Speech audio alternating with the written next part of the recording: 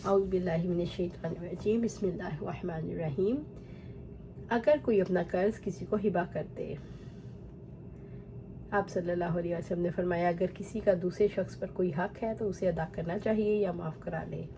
जाबिर रज़ी अल्लाह तआला ने कहा मेरे बाप शहीद हुए तो उन पर कर्ज था। नबी सल्लल्लाहु अलैहि वसल्लम ने उनके कर्जखाओं से कहा वो मेरे बाप की सिर्फ मौजूदा खजूर अपने कर्ज के बदले में कबूल कर लें और मेरे वालिद पर जो कर्ज बाकी रह जाए उसे माफ़ कर दें। फरमाने नबवी यहाँ तक मनकूल है कि इस बाप का मतलब यूँ निकला हक कर्ज को भी शामिल है। जब इसको माफ़ कराने का हुक्म दिया तो मालूम हुआ कर्ज का माफ़ करना दुरुस्त है, खा खुद वो कर्जदार को माफ़ कर दे या दूसरे शख्स को वो कर्ज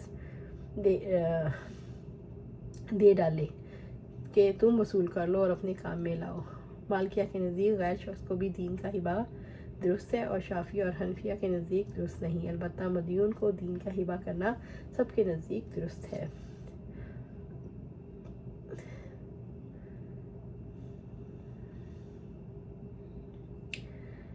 एक चीज़ कई आदमियों को हिबा करे तो कैसा है?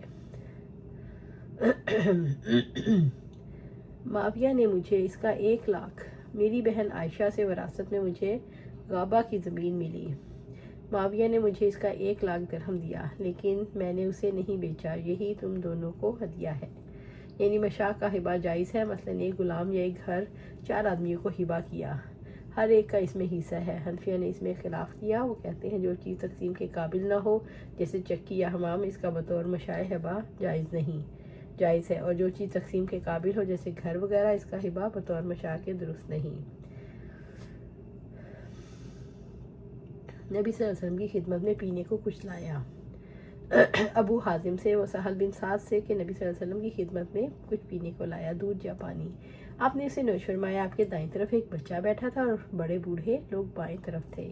आपने इस बच्चे से फरमाया अगर इजाज़त दो तो बच्चा हुआ पानी मैं इनमें से बड़े लोगों को दे दूं। लेकिन उसने कहा या रसूलल्लाह सल्लल्लाहु अलैहि वसल्लम, आपके जूठे में से मिलने वाले हिस्से का मैं ऐसा इसार नहीं कर सकता। आप सल्लल्लाहु अलैहि वसल्लम ने प्याला झटके के साथ उसी की तरफ बढ़ा दिया। आप सल्लल्लाहु अलैहि वसल्लम ने इब्ने अब्बास से फरमाया वो अपना हिस्सा बूढ़ों को हिबा कर दें, और बूढ़े कई थे और इनका हिस्सा मशा था, इसलिए मशा को हिबा का जवाब निकला और साबित हुआ एक चीज़ कई अशखास को मुश्तरक तौर पर हिबा की जा सकती है।